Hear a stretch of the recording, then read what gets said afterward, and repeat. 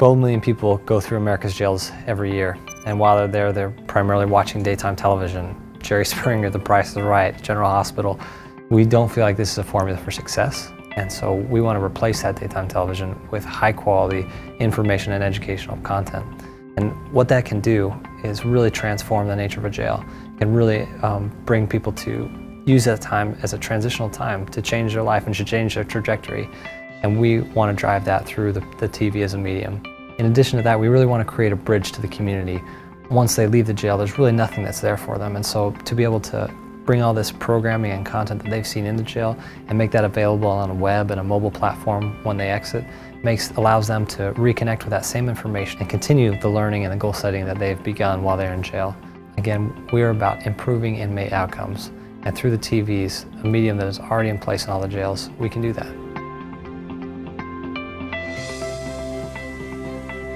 We see three key benefits that come with our programming.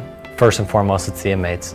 This can be a transitional time in their life. They can really use this time to set goals about their job, about their future, about their educational outcomes, and really drive better outcomes when they return. Right now, it's not set up for that, but our programming will help drive that inspiration and the information that they need to do that. Second, it really can help their families. These inmates are watching television all day for months at a time sometimes, then returning home to a family who's been challenged and devastated during this time.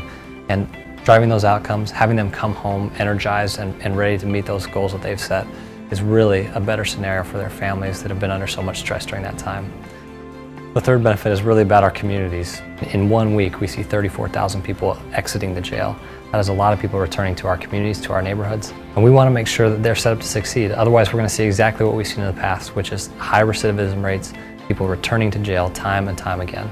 We want to see that success. It's going to help save our tax dollars, but more importantly, it's going to help our communities and our neighborhoods.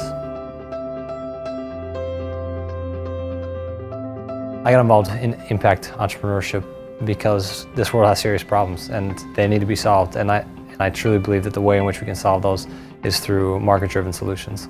I've been a big proponent of that from the get-go. I started consulting with nonprofits and NGOs internationally on helping them drive revenue-generating entities that can help them support their cause.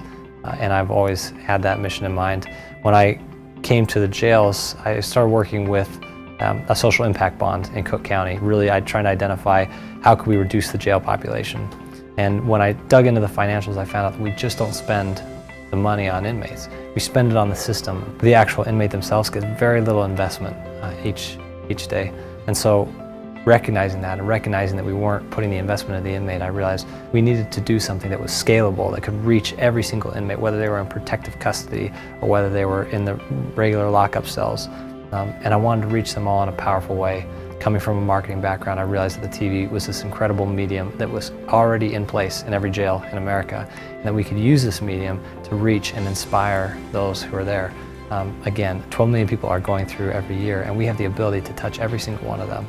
And this is a powerful opportunity to reach what oftentimes is the lowest level of income in America and those who are the most on the fringes of our society.